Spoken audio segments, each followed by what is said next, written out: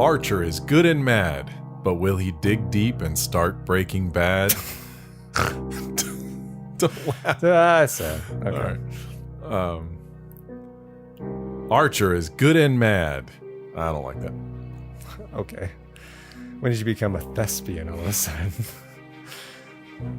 Archer is good and mad, but will he dig deep and start Breaking Bad?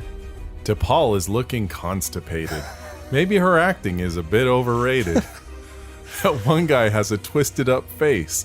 Hopefully it's a sign we're going to pick up the pace. We'll find out in the next exciting episode of Star Trek Enterprise. I'm Justin. I'm Josh. And this is From There to Here.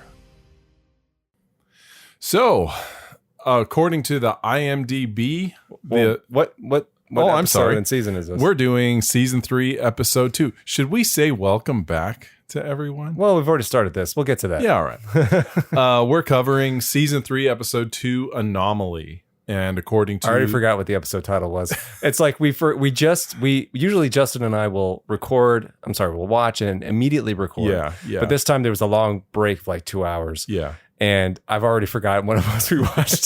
So I was like, oh, right.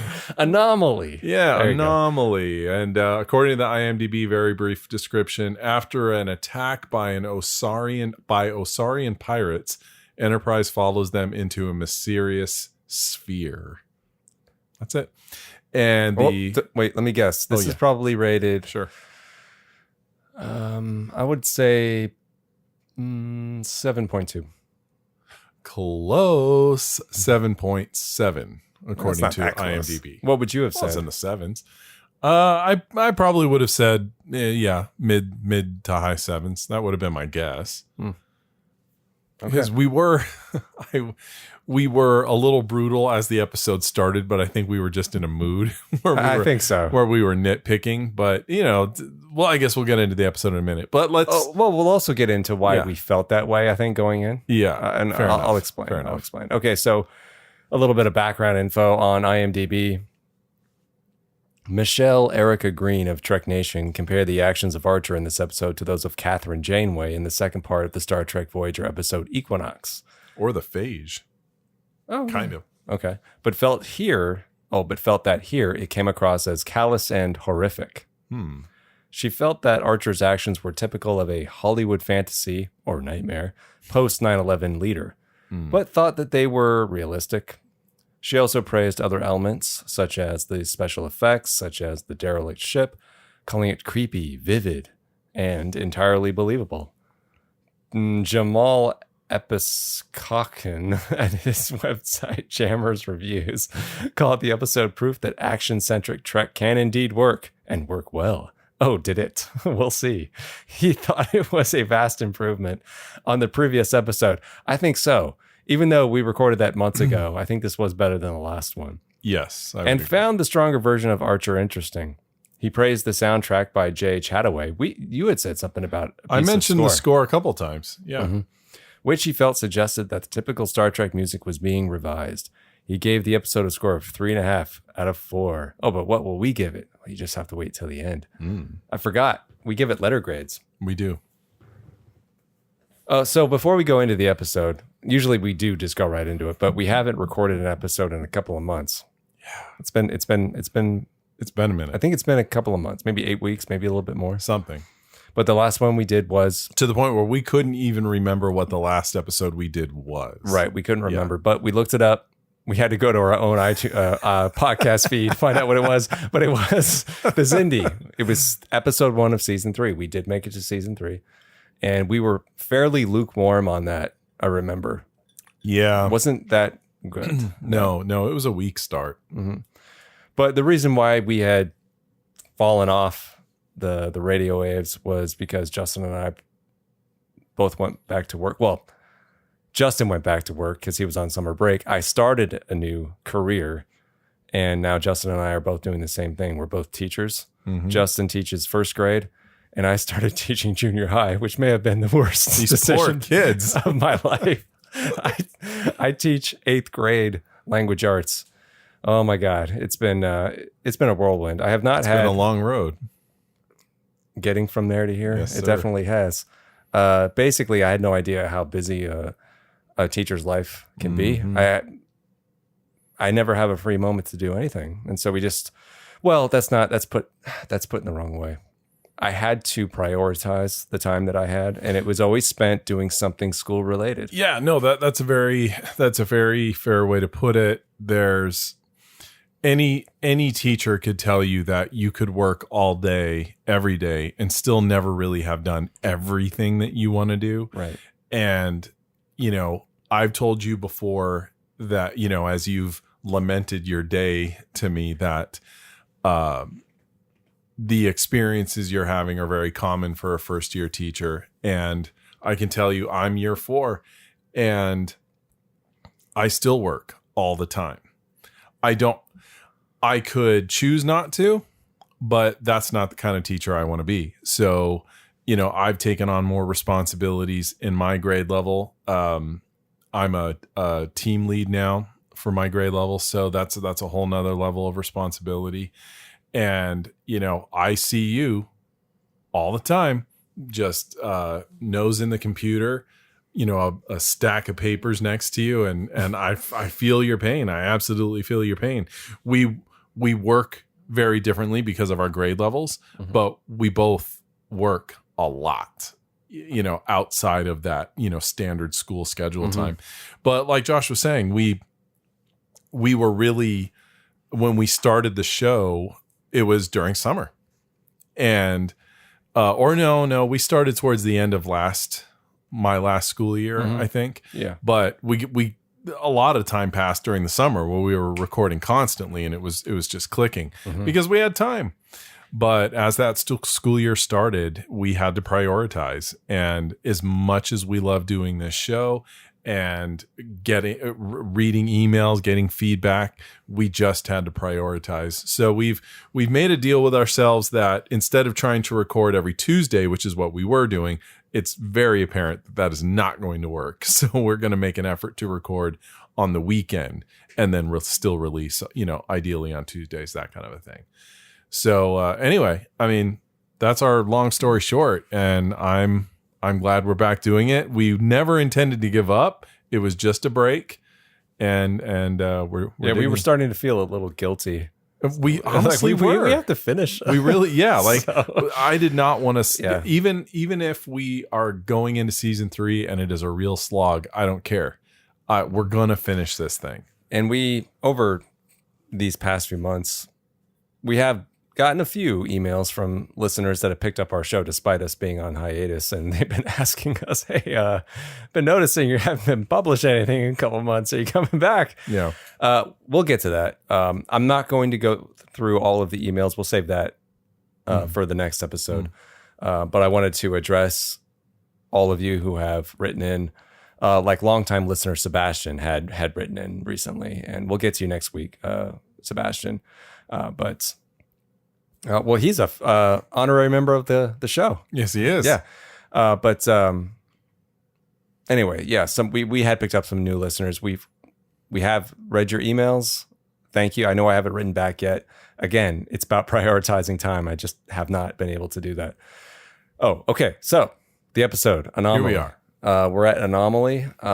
This episode, we were kind of mocking it when it started. And I think that's because a few days prior, you and I were talking about the fact that we needed to start recording more podcasts. And we were talking about our overall feeling of ennui when it came to this series. And we're like, God, it really is starting to, like, it just hasn't really stood the test of time. And we weren't, I think I used the word like banal when it came to like my feeling at the time. And I said, I don't remember feeling that the first time I watched it. No, you did say exactly that. And I agreed with you. And not to say that there aren't standouts. There are. But as a whole, it's just, man, I mean, I could watch an episode of Voyager any day, but and that's generally Enterprise doesn't have that lowest. Rewatchable. This does factor. not. It does. It's not. I'm on a Voyager kick these days, and I'm just rewatching Voyager nonstop, and I never ever do I have the desire to go back to rewatch Enterprise. That's not to say, like you said, there are standout episodes, but it's just not there for me. Yeah, the magic had faded at that point. And I think we've said this before in the past too, being in that UPN umbrella, it gave it a certain look and a certain feel. They must have had an agenda that did not help. That magic or whatever it was that was in the late 80s and 90s, just had gone away. It really did. It did. And I think I said it on one of our episodes here. When our rewatch is done, I just can't even imagine going back to this show. I think maybe this can connect to something we've been watching recently too. Justin and I have been watching this YouTube channel called My So-Called Gen X Life. Right. And on YouTube. And it's a woman in her 40s and she's loves 80s and 90s stuff. That's when she grew up. That's when we grew up. Right. And she talks about all of the minutia, but all of the pop culture things, that kind of, and it's about a feeling. It's about a vibe that existed that stopped existing a long time ago. I think probably by the time we hit 2000, that feeling wasn't the same. And you could say that's for various reasons, but I think being in the 80s and 90s, Voyager, DS9, Next Gen, those things have a feeling that it was in that era. Mm-hmm. It has that feeling that we like. But by the time we get to Enterprise, I think it started in, when did that show start? I don't remember. Oh, well, I know it was in the early 2000s. Must have been like 2001 to 2005 or something like that. Yeah, that looks about right. Season 3 is in 2003, so okay. Trying to go back without going too far. So it was post the 90s is what I'm getting at. So it doesn't have that kind of nostalgic feeling that we really associate a lot of Star Trek with, at least from the 80s and 90s. I mean, Sans, TOS. Anyway. I do think, though, also one of the factors, and I know that we have talked about this in various forms in different episodes, but TNG, Deep Space Nine, Voyager, they felt like Star Trek. And even though Voyager is, regarded as like the lowest rated, or I think that's technically rated like higher than the DS9, whatever. I've come around to Voyager. I've like really, really grown to appreciate that show. And it is very Star Trek.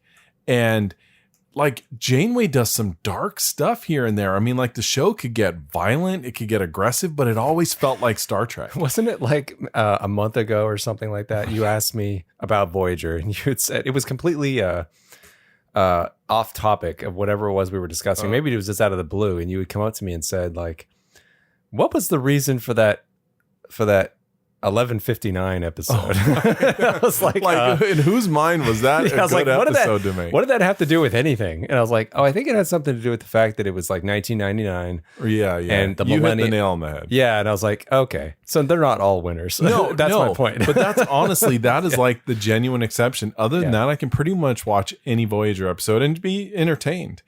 11:59, like when we brought that up, I think I was sick. She marries Kevin Teague. Yeah, I think I was sick, and I intentionally put it on so I could take a nap because it knocks me out. It is so boring. Yeah.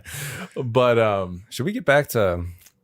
Well, I mean, we're talking about like why we weren't even, aside from the work thing, why we weren't super compelled to push on, because we just weren't into it. Why we felt the way we did just prior to starting this episode, and then in the beginning we were cracking jokes like MST3K style. Yeah. But, as the episode wore on, we got it out of our system. We did. And I thought the episode was fine. I thought it was just fine. It was definitely a step up from the first episode. Yeah, that episode was unremarkable. This was at least okay. Yeah. I mean, there's a lot of, well, I wouldn't say a lot. Okay, that's a bit much. That's hyperbole. There are some instances that worked, aside from T'Pol's constipation. Yeah. But when he throws the alien in the airlock. Yeah. That moment had more of an impact in my memory than it did this time. Okay. Maybe because I knew it was coming, but I recall when I first saw that moment had affected me, and I thought it was a standout. I mean, we had this character that it's a signal of what's about to come, a foreshadowing of the kind of dark turn that Archer will take to achieve his means of saving Earth, getting Enterprise where it needs to go. So that's why it was a highlight for me. Mm-hmm. But as far as the rest of the episode goes, I didn't find it to be particularly memorable. Right. There was a few moments of the photography I mentioned to you. Do you recall about the scene where he's talking to the alien? Yes. The mise en scene. The mise en scène, just French for putting into the scene. Okay. Right. I put it in a paper once. That's why I remember what it means. But in that scene, Archer is framed behind the bars, or the whatever you want to call it, the bars, and the alien, the prisoner, is not. Right. So it looks like Archer is the one that's being shackled. Yeah, so he's the one who's shackled. He feels imprisoned by his choices are limited. He doesn't know what to do. Subconsciously, you might not even register it. Mm-hmm. But looking at it, you're like, yeah, he does. That was a big thing in noir. They would often put characters like they would have the shadow of like shades across their face to make them look like they were in prison. That was a big thing. Anyway, but what did you think of the episode? What did you think of the episode, Captain? Do you think they told him to say it like that? I don't know. But it seemed like he was doing it a lot in this one. I don't know. Like I said, it was an improvement over episode 1 of season 3, which was not hard to do. But I'm still running into and maybe it's because I'm overthinking it. I don't know. Probably. But I'm finding Archer. I hate saying anything negative about Scott Bakula because I just love the dude, but I just feel like it's not his fault. I feel like he's being made to try too hard, and didn't you say this? I did. I know. In the reverse, though, you had said something. It was in the opposite. You had said that he was being constrained. No, you're. I have said that in the past 2 seasons, but like here, I feel like they're trying to. Well, they are trying to drive Archer to this, hostile level where he's angry and he's not the Boy Scout he used to be. Guy he used to be. I get it, but I feel like the show, and it's basically personified by Archer, is just trying too hard, and they don't know how to do what they want to do. I think it would have been better in that moment, where he had the alien saboteur, or raider, whatever you want to call him. That would make more sense. In the airlock. The airlock is being decompressed, and he's threatening to kill the alien. So he's got his finger. Maybe he's waiting to hit the button to open the door or something like that. Maybe it would have been more effective if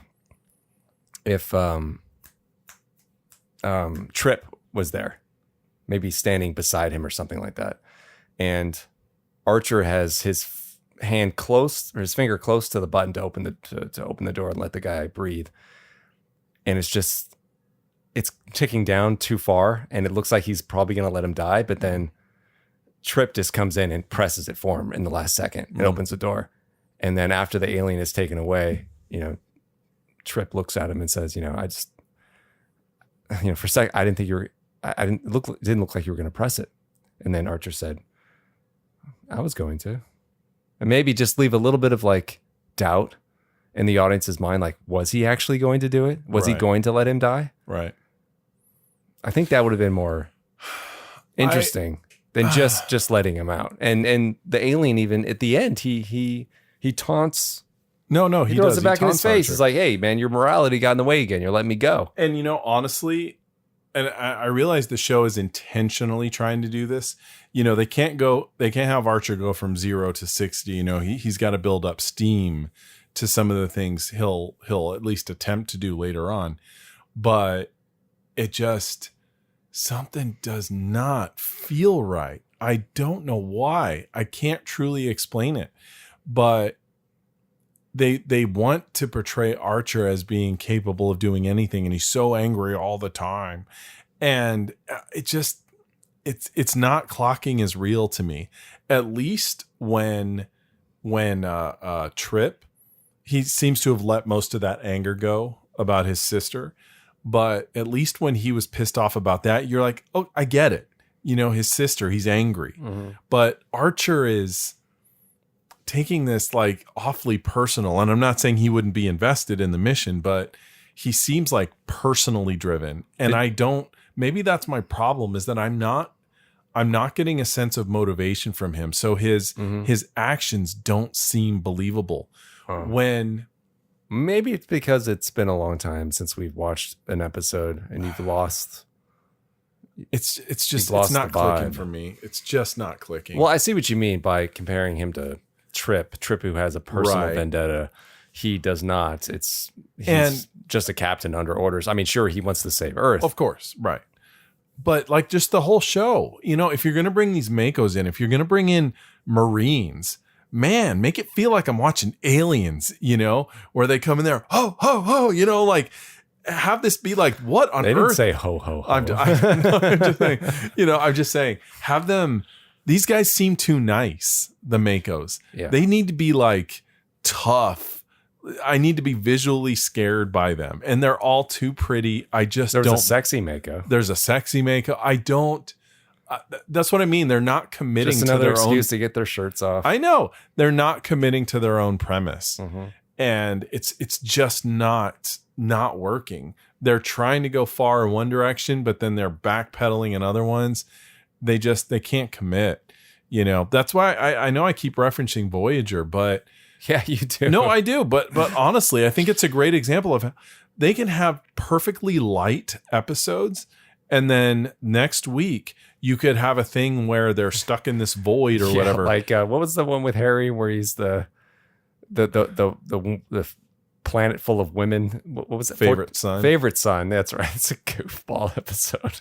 But you just mentioned a perfect. Yeah. What? Not that. It wasn't that one. But Equinox. No. The what's the one where the ocean? You know. 30 days. 30 days. Oh, I've always loved the ocean. I love the ocean, and I love Cars too, and Cars, and 2000, black and old and white serials. TV. Yeah, I love everything history, all out of the blue. But just from a certain point of the 20th century. Yeah, only specific stuff. But in 30 days, Tom steals the ship and he goes to go do his thing. Right, and Janeway just up and says, "Fire at him." And Harry goes, "We're not going to shoot at him, are we? Are we?" And she goes, "The second he left in that ship, he gave up his status as a protected member of this crew. Fire." And I think that's honestly due to Kate Mulgrew. She's able to shift tone and make it absolutely believable. And as much as I hate to say it, maybe it is Bakula. Although I don't want to say it's him. I want to say it's in the writing. But it's just not happening for me. And then T'Pol just seems she's doing nothing. She's just there. Well, she didn't have much to do. No, not in this episode. But then even Malcolm. I mean, they bust out the Marines, and Malcolm didn't do anything of substance in this episode. He ran around with them. Yeah, but he shot his phaser gun. Do something. Just nothing's. Gosh, no, I know. Juice the show up. They're trying so hard, but they're not committing. Mm-hmm. You know, and you and I talked about this in the season 3 opener. You know, how you remember something we talked about? Well, no, just in general. Okay. How we were looking forward to them going to the Expanse. You know, it's supposed to be this dark, threatening place, but here we go again, and they've got little waves going through the hallways. Come on, man, split someone open. Give me a transporter scene like Star Trek: The Motion Picture, or have someone like in. What's the episode in TNG? In Theory, where the woman dissolves into the deck and she's cut in half. Like Make me believe that this is genuinely dangerous. That was supposed to be lighthearted. Right. Episode. Come on, right? Right. And I mean, yeah. Perhaps there's something wrong with you. Sorry. And so what? So what? Archer's coffee cup got blown up in the air. Yeah, I'm going to need some higher stakes. Yeah, that was dramatic. He just looked mildly annoyed, and then he grabbed his cup. Mildly annoyed. There you go. Whoops. There you go. Therein lies the problem. You know, they're showing. That's the problem. I think you just the coffee cup. No, you figured it out for me. Okay. Maybe that'll be the way we explain the season. The coffee is the problem, and he's being portrayed as being single-minded and driven, but the examples for it, all we're seeing is his coffee getting caught in the air and him being very upset that he has to put the cup back down. You know, show me that crew member that's stuck in between the deck plating. You know, make his dog lose a foot, something. I don't know. Give me stakes outside of what's off screen now. And now that it's off screen, it loses its feel. Well, didn't they? No, there was a crew member that had died. Right? A crew member died, an off-screen crew member, and they showed his body in the morgue or something. Do you remember this part? You're proving my point. No, well, I'm. It's so uneventful that I can't even remember. He had a sheet over his body, and they're like, "Oh, yeah. Oh, Chuck was a great guy, right?" And Archer just looks at it. Was it Archer and Trip, right? Yeah, they were in the medical bay. Right, yeah. And so the writers were trying to give him a little bit of I know, but it wasn't enough stake. I need to see that guy with his head split open or something or whatever. Like, make it serious. They're just not committing. I suppose. You know, they're just not doing it. And I probably said this during episode 1, but since we know where this arc will go, seeing how it begins when, you know, they're trying to unspool the arc very slowly, and as we go into the expanse, and you know they're giving us the waves in the hall, and then we had we see a Dyson sphere. We go into I don't know, where did they go, like null space or something? I don't even know what that thing was. And no, it was I kind of forgot already. It looked like a Dyson sphere. It did. It had doors like a Dyson sphere. It was shaped like one. It was a sphere. But I mean, they go into it, and I guess that's where the Raiders were hiding all of their loot.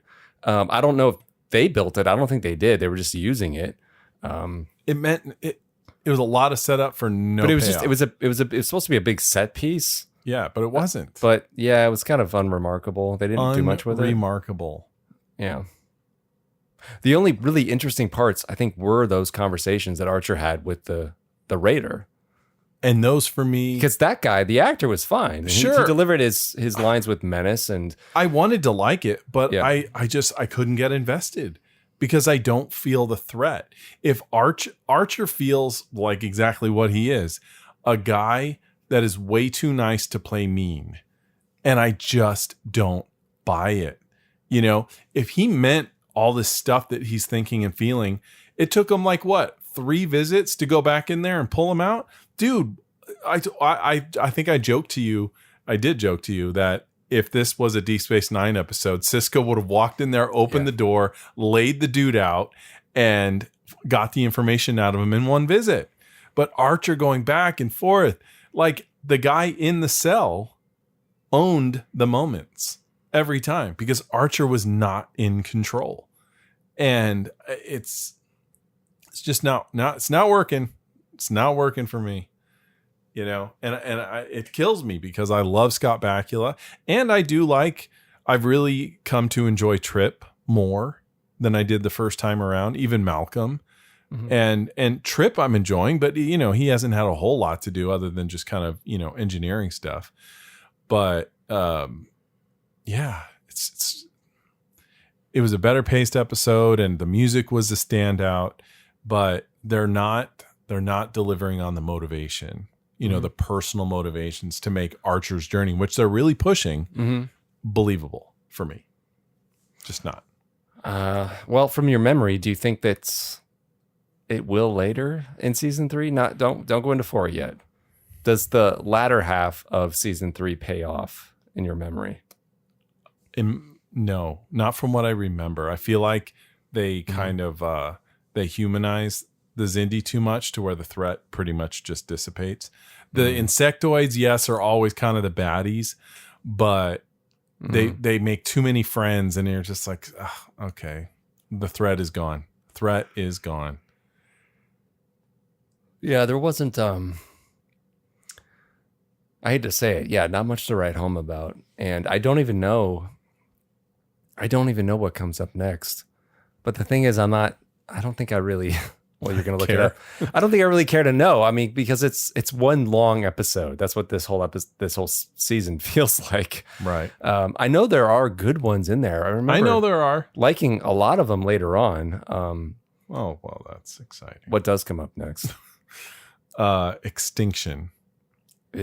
That I got a feeling in my when you said that, I had a feeling in the back of my mind like this is going to be a stinker. Do you want me to read the description? Yeah. Archer, Reed, and Sato are transformed into aliens while visiting a planet. 3 episodes into their major war arc, and they're already off track. This is a stinker. This is what I'm saying. Yeah, I remember. I can see Archer's makeup. He looks like a Cro-Magnon. Yeah, they do. Yeah. He looks like Riker in Genesis, where he's a king. Oh, yeah. And he flips off the audience. He does. Remember? When he's Picard goes into the ready room, and Cro-Magnon Riker's in there, and he drags his hand along the fishbowl, but he's got his middle finger up. It's like a famous meme. Oh, it is. I guess. And you're like, how did everyone miss that? I guess I haven't seen it. He's flipping off the makeup people for making him do that. Maybe. Okay. I don't think there's anything else I wanted to add about this episode. Well, we usually do this. I honestly was not even thinking about it as it played, but do you have any writer's room stuff? Maybe broadly, I would just enhance. Well, I think I did just a few minutes ago when I mentioned what they could have done with that scene between Archer and the saboteur when he was in the raider, when he was in the airlock. Yeah. To make it a little bit more dramatic and to give an impression in the audience's mind that we don't quite know what Archer was going to do. Mm-hmm. Leaves us in the dark. I think going forward, that would, that sense of insecurity, like where is his head? What's he thinking? How far is he willing to go? Was he actually going to kill that guy? Was he going to let him go? We don't know. Right. Yeah. So I think if we opened up those scenes a lot more to the discussions they had between each other, would have been better. I did notice that, at least I think they did, with the lighting on Bakula, it really seemed like they were lighting him in a way to make it so you could not see his eyes very well in some scenes. They were kind of Godfather lighting him. Yeah, to make it look sinister, to make, Yeah, I can see that. Usually I've noticed, not that I've noticed, I've heard that in lighting in movies and TV, they always want to give characters like an eye light. Mm-hmm. It's like a little glint in their eye. Right. But when you remove the eye light, like they did that in The Thing, in the blood test scene, they removed the character's eye light that was the thing. And it's something you don't notice consciously, it's subconsciously. And it makes it seem a little off. You're like, why don't I trust this person? Something's not right. It's because that eye light isn't there. And I think they did that a couple of times. What about you, writer's room? For me, I think it's just not necessarily a specific scene or something like that. But, as you were talking about that, I don't know why this is what popped into my head, but, this happened in the first episode. It happened in this one. And it may have happened in the season finale of season 2, where basically they get there and they're stopping any they're desperately stopping anyone they can, saying, can you tell us where the Xindi are? Where are the Xindi? And it seems kind of pathetic, like they march in their full head of steam, but they don't know where anything is. And it makes it feel directionless. So I think maybe this season could have benefited from them knowing exactly where they are. Yeah. They're just wandering around. Yeah. Yeah. Where are they?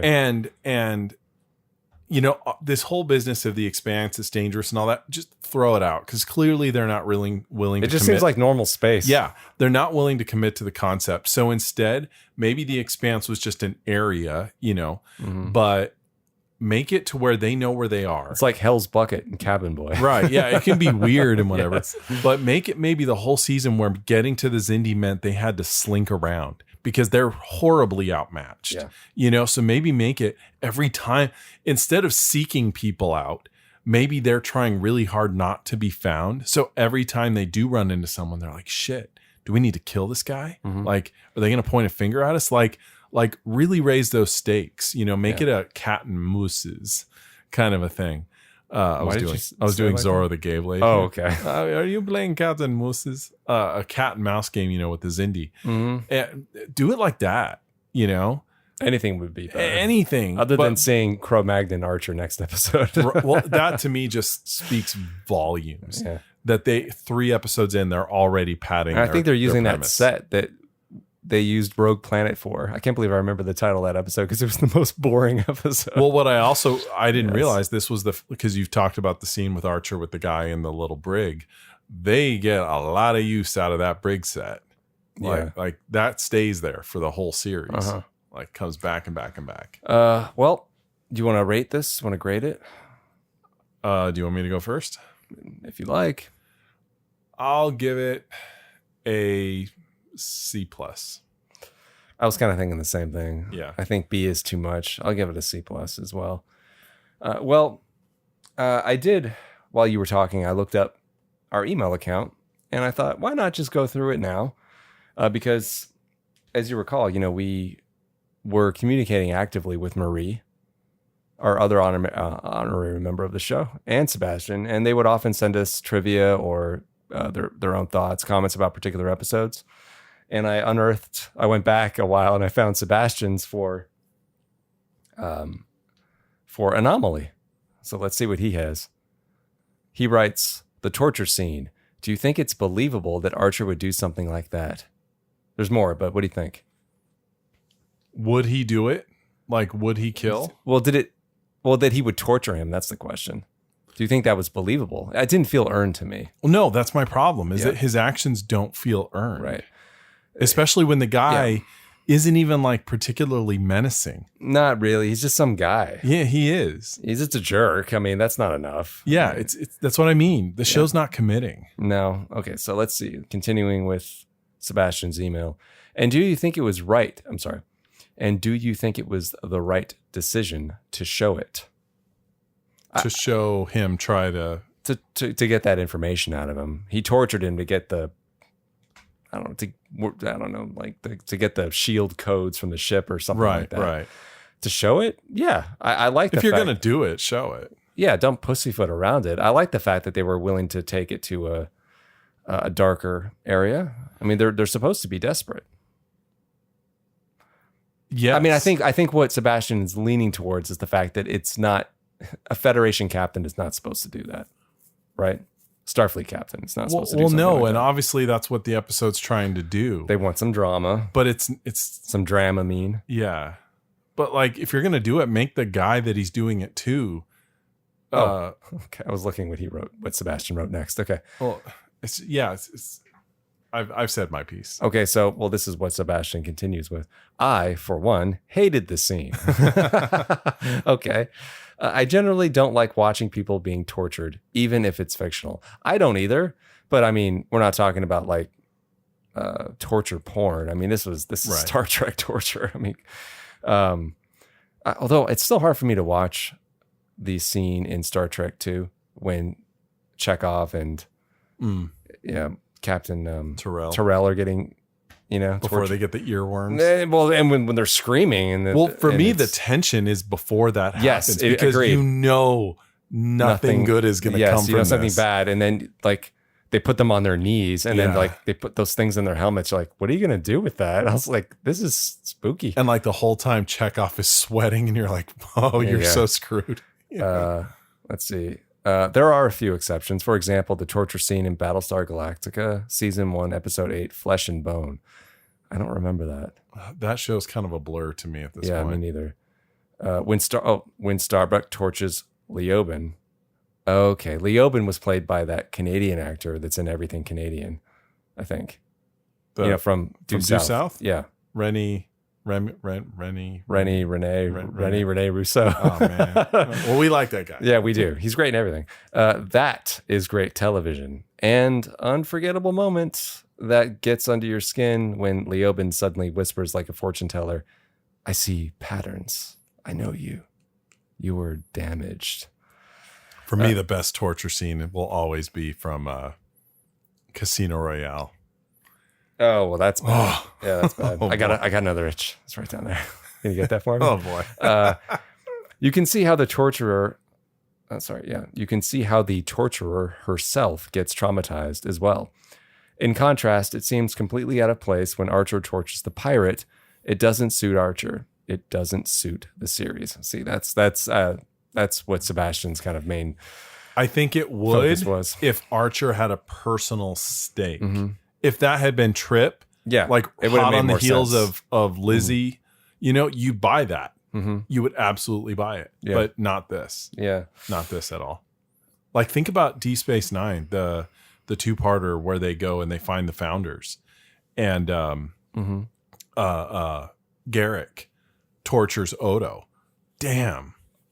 That was fantastic. Yeah. And it was great because he didn't want to do it. Doesn't Garrick start pleading with him? Just tell me. Please tell me anything. Lie if you have to, but tell me something and I'll turn it off. No, it's so good. Yeah. It's so good. All right. So Sebastian continues. Number 2, I kind of had the feeling, if one really wants to understand why they made the episode that way, one has to look at it from the perspective of the aftermath of 9/11. This is not the first time that 9/11 has come up. No, and fine. If you're going to do that, then commit. This was literally a few years after. No. I get it. I get it. A society traumatized by an attack, ready to do the unthinkable out of revenge. I wonder in how far you, as Americans, remember where Sebastian comes from. He's from Germany. That's right. See 9/11 reflected in this episode. I don't know if that really was, when I first watched it, if that was in the back of my mind. Honestly, it wasn't, even though it was still relatively fresh. Mm-hmm. No, I can't. I think for me, when 9/11 happened, I was just generally pissed. Right. I don't think I would see it in television, that kind of effect, but I don't think that I made those connections.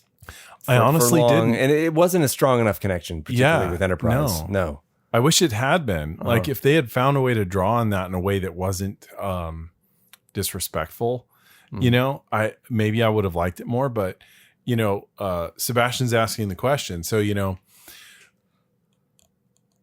like you said, when you think about that, it makes you angry.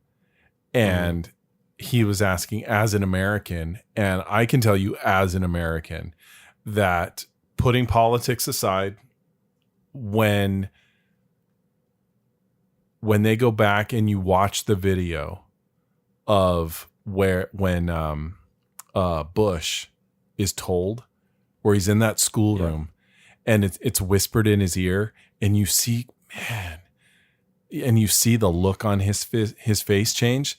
He's doing his best to, keep his facade on, but he's pissed, and he wants to. And I remember a speech like either that day or the next day. I don't remember what he said, but I remember how he said it, which was angry, and I loved that. As an American, like, because yes, I'm angry too. Go do what I would do if I was in your shoes, and. You believed that America was doing everything they could to right the wrong. Mm-hmm. And here they go, Archer just throwing him in the jail cell. Tell me your secrets. Okay, I'll go away then if you're not going to tell me, and I'll pout about it. Just open the door, do what needs to be done. Like, how serious are you, And the episode just does not take it seriously enough. Absolutely. So I've been going through some emails again to see if I can find where we left off. I really don't remember if we had read these on the air or not. But from Marie, she left something about a season 2 recap response, and she wrote, Hey guys, that poem was wonderful. I don't know which poem it was. Was it was it the season recap? Is that what she said? Oh, maybe it was the one you wrote. You wrote for season 2 recap. You put in every episode title in the poem. Oh yeah, maybe that's what she's talking about. Yeah, that could have been. You're welcome. Thank you. So my apologies for causing such a heated debate. I don't know what you and I were arguing about. I don't either. But let's see if the email will clarify it for us. My comment about T'Pol addresses how nice it is to see a woman in her position. Unfortunately, it can still be very difficult for women in the workplace. Even though her role is heavily sexualized, she's smart, intuitive, and a badass, and constipated. Just kidding. She doesn't say that. And she has the respect of her crew. As for her growth, I've noticed, and then she goes on to reference a series of episodes. She writes, Carbon Creek, showing her growing openness to sharing more about herself with the crew, demonstrating her evolving trust and connection with them. Mm-hmm. And Stigma, it was showcasing her vulnerability and the complexity of balancing her cultural heritage with her personal well-being. Ceasefire, her diplomatic skills and ability to navigate complex political situations reflect her growth as a leader and her ability to balance Vulcan logic with the practicalities of interspecies relations. The 7th, her struggles to maintain Vulcan discipline while dealing with personal guilt and trauma and constipation. Poor T'Pol, she just needs fiber. Adds depth to her character, showing her internal conflict and emotional resilience. A Night in Sickbay. Ooh, one of our favorites. Her attempts to understand and accommodate human emotions and customs and constipation while maintaining her Vulcan discipline demonstrate her complexity and adaptability. All the best, Murray. Yeah. Not sure if we'd read that No, we didn't. on the air before, but thank you for Marie for writing in about that. Also, Sebastian had written in something.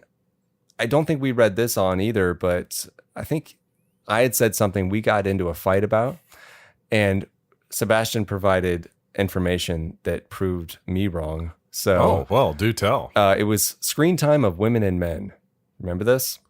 We got into a fight about this, and it was about men getting more screen time than women. Okay. And I said, well, how do you know this? You're just making this up.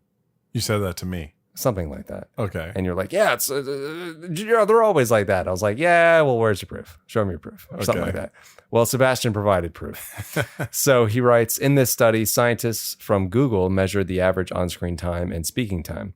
They looked at the 100 highest grossing U.S. domestic films from 2014 to 2016. Results, men are seen and heard nearly twice as often as women.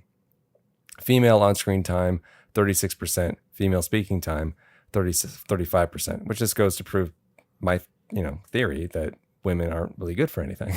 And how much of that screen time are they in a kitchen? Yes. A closer look at the genres is quite interesting. Female on-screen time in sci-fi equals 36%, exact average. Female on-screen time in horror, 53%, highest. There's another study from the American Film Institute Archive and the Internet Movie Database. The team analyzed 26,000 movies produced between 1910 and 2010. Result, the percentage of women compared to men in any role was consistently below 50% for all years from 1912 until now. By the way, it's high time to say Kapla to Marie. I enjoy your contributions to the podcast very much. So, the fact that it was scientific Google, I don't trust the research because they're biased. So okay. I don't trust them at all. But I mean, I appreciate that he looked it up. Right. Anyway, but thank you. That was interesting that he provided that. This probably would have produced much more discussion had we done this like the week after we had that fight, but I don't remember the substance of it. I don't know what prompted it. That discussion we were talking about. No, I remember the discussion. Like it's like, why were we talking about it? Yeah, I don't. Yeah, that's good. Yeah. So Marie also wrote in about Anomaly specifically. Okay. Before we were about to come up to it, she writes, "Hey guys, in this thrilling episode, Hoshi Sato and Travis Mayweather truly shine." Okay. Though they didn't have many lines, their actions and skills were pivotal, giving the episode its strong footing. Hoshi's ability to recognize and decipher the Zindi language taken from the sphere was crucial. She remained steadfast in her task to download the data, even as the ship was under attack. The writer, I can't tell if it's your reading of it or like, did she mean it to be sarcastic? No. Okay. This is between the lines. She definitely does. Okay. The writers and directors gave Hoshi a moment to showcase her often underrated prowess, and she did not disappoint. Meanwhile, Travis Mayweather takes the helm and displays his piloting finesse, guiding the Enterprise through chaotic distortions and the sphere. His spatial awareness and cool-headed maneuvering keep the ship intact and the crew safe, proving that he's more than just a pretty face at the helm. Travis's moments in this episode are a testament to his deep knowledge of spaceflight and his unwavering dedication to his crewmates. Marie, that was beautiful. There's more. Anomaly is a fantastic episode that puts Hoshi and Mayweather in the spotlight, allowing them to demonstrate their skills and heroism. Oh, that was beautiful. Thank you, Marie. I thought so too. Well said. It was. It was the best moment, the best episode for those two. I'm surprised that the decon chamber didn't bring it up. Why isn't this talked about more? I know this is character moments for these two. Yeah. Speaking of that, the decon chamber show, Justin and I had noticed that the shuttle pod show became the decon chamber without rhyme or reason. There's Not no that explanation. We know of, anyway. Maybe my assumption was, and Justin agreed, was that something behind the scenes, the producers or something like that, there was a falling out and they couldn't continue the shuttle pod show and had to resume something else. They couldn't take that name with them, and the girl is gone. Right.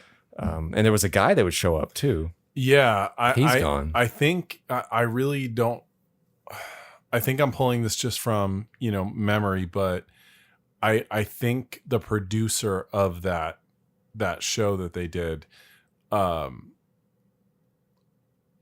think it was a joint effort between that guy and Dominic Keating and Connor Trenier. So like you said, something must have gone on to where that producer pulled out, and in doing so took the name with him, and why they dumped the girl. I mean, she didn't really do anything anyway. So maybe they just wanted to streamline it at that point. They had an audience. So maybe it was just that. Perhaps. So we heard it from Matthew. Enjoying your take on the show. My wife and I started TNG on a whim back in 2020 and have watched DS9 and Voyager and are working on Enterprise. It only took about 10 months each to get through the other series, but after a year, we are only halfway through season 3. The Zindi arc is moving at a glacial pace so far and is a chore to get through. Thanks for the pod. Well, thanks for writing in, Matt. Appreciate that. We also got a strange email that only has one line in it, but the name is what fascinates me. Okay. I don't know if it's supposed to be a joke. It's from Corbin Dallas. Well, Does that name ring a bell? Well, yeah. Yeah. But there's only one sentence and it doesn't make any sense. It's M. I found it. I found it. I am Corbin Dallas. I don't believe this. No, it says M. R3. I don't know what that's supposed to mean. This can't just be junk mail. Corbin, if you're out there, we'd like to know what you mean, because I don't understand. Your name is hilarious. I love it. Sure. But I don't understand what that's supposed to mean. R3. R3? Gosh, I don't know. If that's referencing something, it's beyond me. We also heard from James Hamrick. Hey guys, I'm closing. Hey guys, I'm close to finishing season 1 and noticed that the most recent episode is about a month old now. Obviously, he wrote this about a month ago. Are y'all still continuing? Well, we weren't for a while, but we are now. So thanks, James, for writing in. I appreciate that. I'll get back to everyone. I'll email everyone. Just haven't had the chance yet. We also heard from Marlo Francis. I don't think I've read this email yet. Hi, Marlo. Thoughts from a new listener. Hey guys, I'm a brand new listener. Just started today because I decided it was time to rewatch Enterprise from beginning to end for probably the 8th time and wondered if there was a podcast that followed it. And thank God I found a show as boring as the episodes themselves. And he says, and then there was you. So this was written actually about 3 weeks ago. Okay. I am not your average or expected Trekkie, as I am a 55-year-old business development consultant, writer, and grandmother. Oh, all right. I am also a dead to rights girly girl. You would look at me and think I would be a bravo kind of gal, but alas, I'm a sci-fi lover through and through. My kind of girl. She is a writer, I can tell.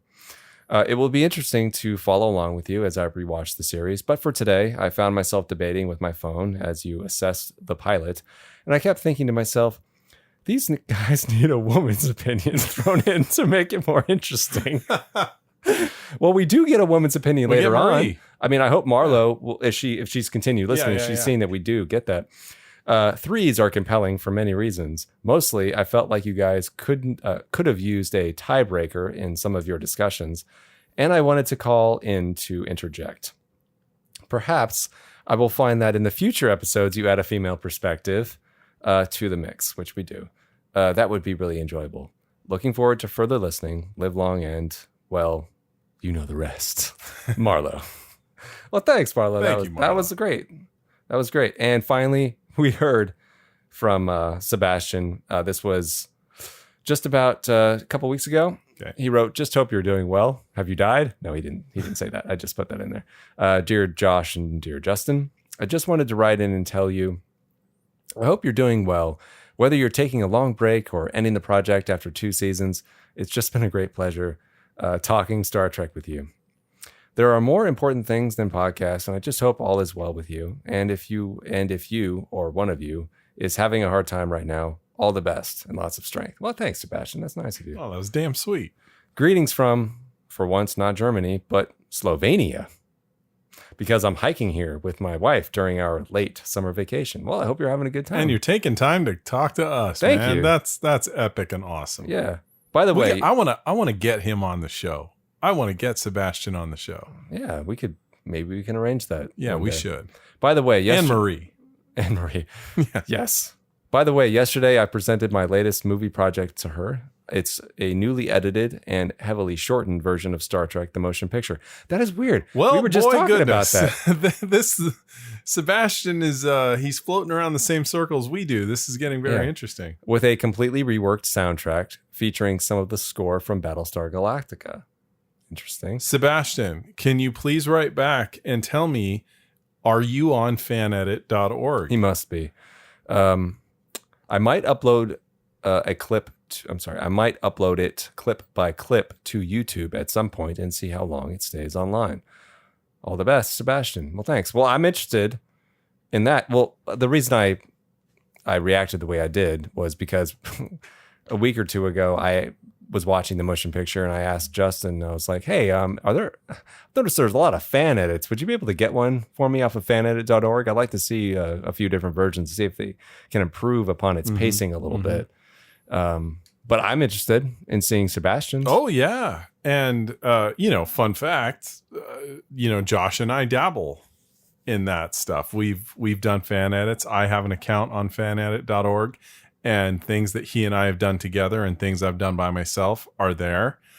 And I would just totally be tickled pink to find out that Sebastian is maybe someone whose work I've actually downloaded and watched. Maybe. That would be fascinating. Or if he's even asked for any of mine, like how cool would that be? Mm-hmm. That'd be interesting. But very cool. One that Justin worked really hard on, was it maybe last year? I can't remember anymore.